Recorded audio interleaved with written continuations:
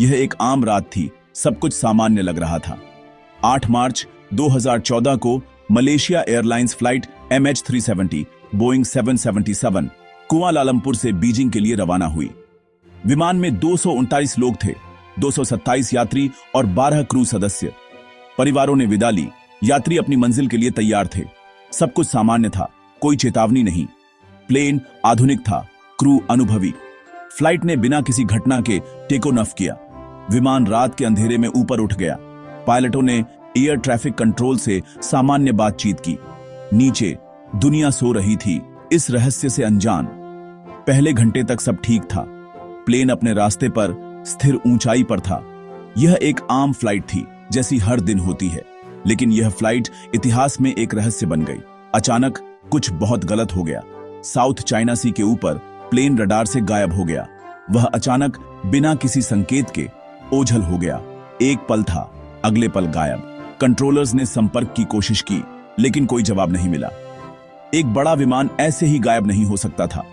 यह घटना सबको हैरान कर गई। दुनिया एक रहस्य से रूबरू होने वाली थी। शुरुआती कंफ्यूजन जल्द ही ग्लोबल अलर्ट में बदल गया।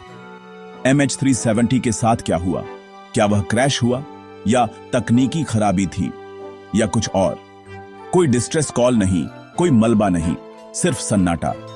यह एक पहेली थी जिसने एविएशन की समझ को चुनौती दी। MH370 की कहानी शुरू हो चुकी थी। नुकसान, रहस्य और सच्चाई की तलाश की कहानी। इस रहस्य को समझने के लिए हमें उस फेटफुल रात की टाइमलाइन देखनी होगी। रात के 12:41 पर लोकल टाइम के हिसाब से MH370 ने कुआलालंपुर इंटरनेशनल एयरपोर्ट से उड़ान भरी। मौसम साफ था और फ्लाइट तय समय पर थी। अगले 40 मिनट तक यात्रा पूरी तरह से नॉर्मल थी। एयरक्राफ्ट अपनी क्रूजिंग एल्टीट्यूड पर CRH गया और पायलटों ने ग्राउंड कंट्रोल से रेगुलर कम्युनिकेशन बनाए रखा। रात के 1:19 पर जब प्लेन मलेशियाई से वियतनामी एयर स्पेस में जाने वाला था, कॉकपिट से आखिरी आवाज का कम्युनिकेशन सुना गया। मैसेज सिंपल और रूटीन था, गुड नाइट मलेशियाई 370। ये फ्लाइट से सुनी गई आखिरी आवाजें होंगी, एक शांत अलविदा, एक अनंत खामोशी से पहले। ठीक 2 मिनट बाद रात के 1:21 पर एक क्रिटिकल घटना हुई। एयरक्राफ्ट का ट्रांसपॉन्डर, एक डिवाइस जो प्लेन की आइडेंटिटी, एल्टीट्यूड और लोकेशन को एयर ट्रैफिक कंट्रोल को ट्रांसमिट करता है, बंद कर दिया गया। यह कोई खराबी नहीं थी। जांचकर्ताओं का मानना है कि यह एक जानबूझकर किया गया काम था। प्लेन सिविलियन रडार स्क्रीन पर एक भूत बन गया। हालांकि इसे अभी भी मलेशियाई मिलिट्री रडार द्वारा ट्रैक किया जा रहा था। इस रडार ने दिखाया कि एयरक्राफ्ट ने कुछ ऐसा किया जो बिल्कुल अनएक्सपेक्टेड था। बीजिंग की ओर अपने रास्ते पर जारी रहने के बजाय इसने एक तेज मोड़ लिया, मलेशिया के ऊपर से वापस उड़ते हुए और मलाका जल्डमरू मध्य की ओर बढ़ा। यह भटकाव कंट्रोल्ड और जानबूझकर किया गया था, जिससे अचानक हुई कोई बड़ी खराबी की संभावना खत्म हो गई। कोई प्लेन उड़ा रहा था, लेकिन वे कहां जा रहे थे? मिलिट्री रडार ने अज्ञात एयरक्राफ्ट को ट्रैक करना जारी रखा, क्योंकि वह एक ऐसा रास्ता उड़ रहा था जो किसी कमर्शियल एयरलाइनर को कभी नहीं लेना चाहिए। यह देशों के बीच से गुजरा, ऐसा लग रहा था कि यह पता लगने से बच रहा है। फिर रात के 2:22 पर यह मलेशियाई मिलिट्री के रडार की रेंज से फायरे निकल गया और एक बार फिर गायब हो गया। इस बार हिंद महासागर के विशाल विस्तार में। कई घंटों तक माना जाता था कि प्लेन उड़ता रहा, रात के आसमान में एक फैंटम। दुनिया उसकी गुमनामी की यात्रा से पूरी तरह अनजान थी। सर्च और रेस्क्यू ऑपरेशंस शुरू में साउथ चाइना सी पर केंद्रित थे, जहां प्लेन को आखिरी बार सिविलियन रडार पर देखा गया था। एक ऐसी जगह जो अब उसके वास्तविक उड़ान पथ से हजारों किलोमीटर दूर थी। यह समय का एक महत्वपूर्ण नुकसान था। सभी रडार से गायब होने के बाद भी प्लेन पूरी तरह से शांत नहीं था। ब्रिटिश कंपनी इनमारसैट के एक सैटेलाइट को एयरक्राफ्ट से कई घंटों तक ऑटोमेटेड सिग्नल या पिंग मिलते रहे।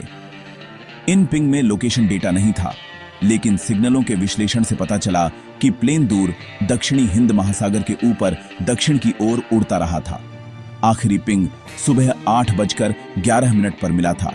आखिरी आवाज संपर्क के लगभग 7 घंटे बाद। माना जाता है कि यह वह क्षण था जब प्लेन का ईंधन खत्म हो गया था। डेटा एक दुखद अंत की ओर इशारा करता था। पृथ्वी के सबसे गहरे और सबसे दूरस्थ महासागरों में से एक में एक अंतिम अकेला गोता। लेकिन यह सिर्फ एक अनुमान था, निश्चितता नहीं। MH370 के गायब होने से एविएशन हिस्ट्री के सबसे बड़े और सबसे महंगे सर्च ऑपरेशंस में से एक शुरू हो गया। शुरुआती दिनों और हफ्तों में साउथ चाइना सी में एक बड़े मल्टीनेशनल एफर्ट की शुरुआत की गई। दर्जनों देशों ने जहाज, एयरक्राफ्ट और पर्सनल का योगदान दिया। सभी मलबे के किसी भी निशान के लिए पानी को स्कैन कर रहे थे, लेकिन वे गलत जगह देख रहे थे। जब सैटेलाइट डेटा ने बताया कि प्लेन शायद दक्षिण की ओर उड़ गया था, तो सर्च को नाटकीय रूप से दक्षिणी हिंद महासागर में शिफ्ट कर दिया गया, जो ऑस्ट्रेलिया के पश्चिम में पानी का एक दूरस्थ और खतरनाक क्षेत्र है। यह नया सर्च जोन बहुत बड़ा था, जिसमें लाखों वर्ग किलोमीटर का गहरा असहनीय महासागर शामिल था।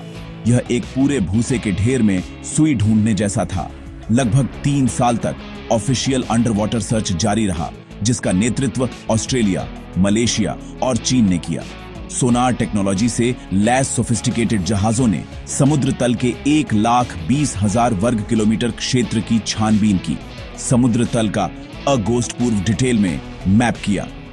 लागत $150 मिलियन से ज्यादा हो गई, फिर भी एयरक्राफ्ट का मुख्य मलबा नहीं मिला। जनवरी 2017 में कोई महत्वपूर्ण खोज न होने पर सरकारों ने ऑफिशियली सर्च को सस्पेंड कर दिया, जिससे दुनिया को जवाबों से ज्यादा सवाल मिले। यह पीड़ितों के परिवारों के लिए एक दिल दहला देने वाला क्षण था, जिन्होंने इस उम्मीद को बनाए रखा था कि सर्च उन्हें क्लोजर देगा। 2018 में अमेरिकी कंपनी ओशन इन्फिनिटी द्वारा की गई एक प्राइवेट सर्च भी बिना सफलता के समाप्त हो गई। विशाल महासागर ने अपना रहस्य बनाए रखा था, जबकि मुख्य एयरक्राफ्ट कभी नहीं मिला।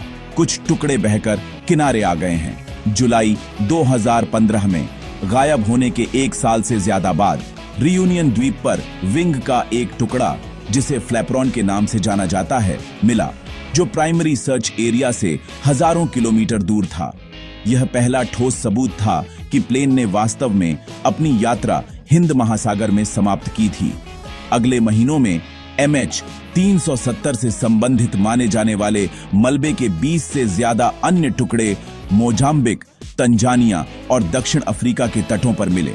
ये खोजें समुद्री धाराओं द्वारा लाई गईं, इस बात की पुष्टि करती हैं कि एयरक्राफ्ट पानी से टकराने पर टूट गया था। मलबे में 3 टुकड़ों को MH370 का होने के रूप में पॉजिटिवली आइडेंटिफाई किया गया। केबिन के अंदरूनी हिस्सों की खोज से एक हाई स्पीड और कैटास्ट्रोफिक इंपैक्ट का संकेत मिला, जिससे संभवतः एयरक्राफ्ट पूरी तरह से नष्ट हो गया था। हालांकि इन छोटे टुकड़ों ने कॉकपिट के अंदर क्या हुआ, इसके बारे में कुछ ही सुराग दिए। वे हमें यह नहीं बता सके कि प्लेन अपने रास्ते से क्यों हटा या कौन कंट्रोल में था। मलबे का हर टुकड़ा त्रासदी की एक दर्दनाक याद दिलाता था। फिर भी यह केंद्रीय पहेली को हल करने में विफल रहा। सर्च ने सच्चाई के टुकड़े तो दिए थे, लेकिन उस अकेली उड़ान में क्या हुआ था, इसकी पूरी तस्वीर लहरों के नीचे छिपी हुई थी, जो प्राकृतिक दुनिया की अपार शक्ति और रहस्य का प्रमाण है। सॉलिड एविडेंसों की कमी के चलते MH370 के गायब होने की कई थ्योरीज सामने आई हैं। सबसे प्रमुख थ्योरीज में से एक में पायलटों द्वारा जानबूझकर किया गया काम शामिल है। ऑफिशियल इन्वेस्टिगेशन में पाया गया कि प्लेन का डायवर्जन और उसके कम्युनिकेशन सिस्टम को डिसेबल करना मैन्युअली किया गया था, जो ह्यूमन इंटरवेंशन का संकेत देता है। हालांकि कैप्टन ज़हारी अहमद शाह और फर्स्ट ऑफिसर फारीक अब्दुल हामिद की एक्सटेंसिव बैकग्राउंड चेक में कोई विश्वसनीय मकसद या रेड फ्लैग नहीं मिला। एक और थ्योरी एक अननोन थर्ड पार्टी द्वारा हाईजैकिंग की ओर इशारा करती है, लेकिन किसी भी ग्रुप ने कभी जिम्मेदारी नहीं ली है, जो ऐसे हाई प्रोफाइल एक्ट के लिए असामान्य है। ब्लैक बॉक्स के बिना ये सिर्फ थ्योरीज बनी रहती हैं, अनप्रूव्ड और स्पेक्युलेटिव। अन्य संभावनाओं में अचानक हुई इमरजेंसी शामिल है, जैसे आग या तेज डिकम्प्रेशन, जिसने क्रू को अक्षम कर दिया। जिससे प्लेन ऑटो पायलट पर उड़ता रहा जब तक कि उसका ईंधन खत्म नहीं हो गया। यह घोस्ट फ्लाइट सिनेरियो लंबी शांत यात्रा को दक्षिण की ओर समझा सकता है। हालांकि यह जानबूझकर किए गए मैन्यूवर और ट्रांसपॉन्डर को डिसेबल करने को समझाने में संघर्ष करता है। कुछ ने तो एक विनाशकारी मैकेनिकल फेलियर का भी सुझाव दिया है, लेकिन ऑफिशियल रिपोर्ट ने इसे बेहद असंभावित माना। हर थ्योरी के अपने समर्थक और अपनी कमियां हैं, और मुख्य मलबे, खासकर कॉकपिट वॉइस रिकॉर्डर और फ्लाइट डेटा रिकॉर्डर के बिना उनमें से किसी की भी पुष्टि या खंडन करना असंभव है। सच्चाई बंद है, एक रहस्य जिसे महासागर ने अभी तक नहीं बताया है। विमान में सवार 239 लोगों के परिवारों के लिए पिछला दशक दुख और अनिश्चितता की एक दर्दनाक यात्रा रही है। वे एक अनिश्चित स्थिति में जी रहे हैं, अपने प्रियजनों के अंतिम विश्राम स्थल को जाने बिना ठीक से शोक मनाने में असमर्थ है। उन्होंने सर्च जारी रखने के लिए अथक अभियान चलाया है, दुनिया को भूलने नहीं दिया है। उनकी दलीलों को अब सुना गया है। 2024 के अंत में मलेशियाई सरकार ने एक नई सर्च की घोषणा की, जो 2025 में शुरू होने वाली है।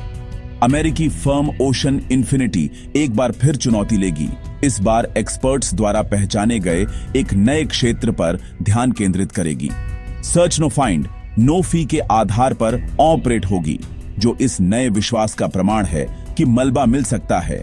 इस खबर ने परिवारों को उम्मीद की एक किरण दी है, उन जवाबों के लिए एक मौका जिसकी वे इतने समय से तलाश कर रहे हैं। एक नया सर्च मिशन गहरे समुद्र में जाने की तैयारी कर रहा है।